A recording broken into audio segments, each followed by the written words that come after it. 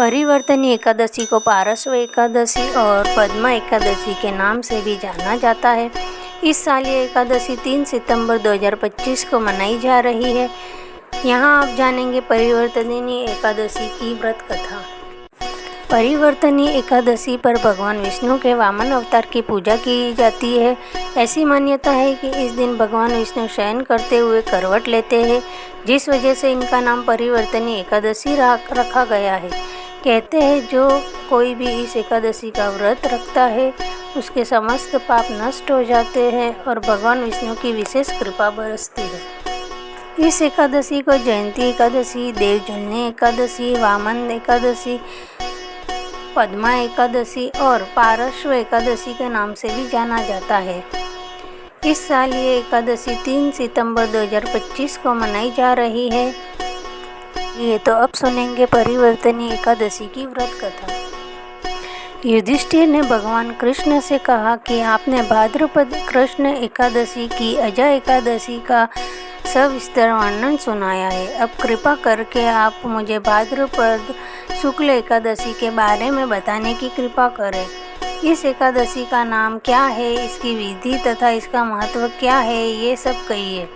तब भगवान श्री कृष्ण ने बताया है कि इस पुण्य, स्वर्ग और मोक्ष को देने वाली और सभी पापों से मुक्ति दिलाने वाली उत्तम वामन एकादशी का महत्व मैं तुमसे कहता हूँ। आप इसे ध्यानपूर्वक सुनें।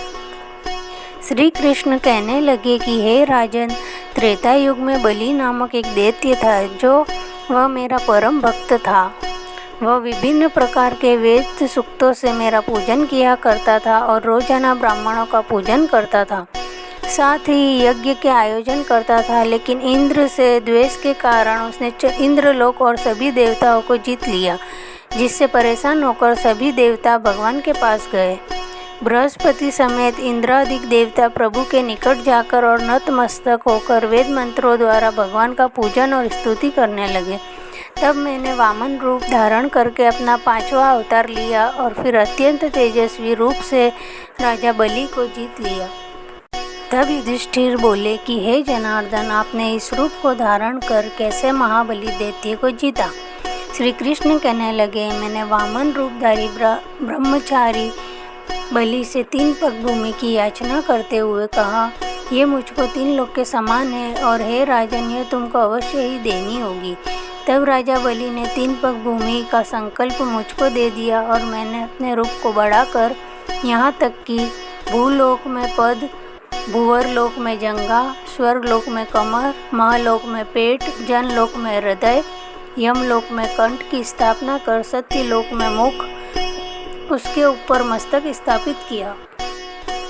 तब मैंने राजा बलि से कहा कि हे राजन, एक पग से पृथ्वी, दूसरे से स्वर्ग लोक पूर्ण हो गए, अब तीसरा पग कहाँ रखूं? तब बलि ने अपना सिर झुका लिया और मैंने अपना पैर उसके मस्तक पर रख दिया, जिससे मेरा परम भक्त बलि पाताल को चला गया। फिर उसकी विनती और नम्रता को देखकर मैंने कहा कि हे बलि, मैं सदैव ही तुम्हारे निकट ही रहूँगा।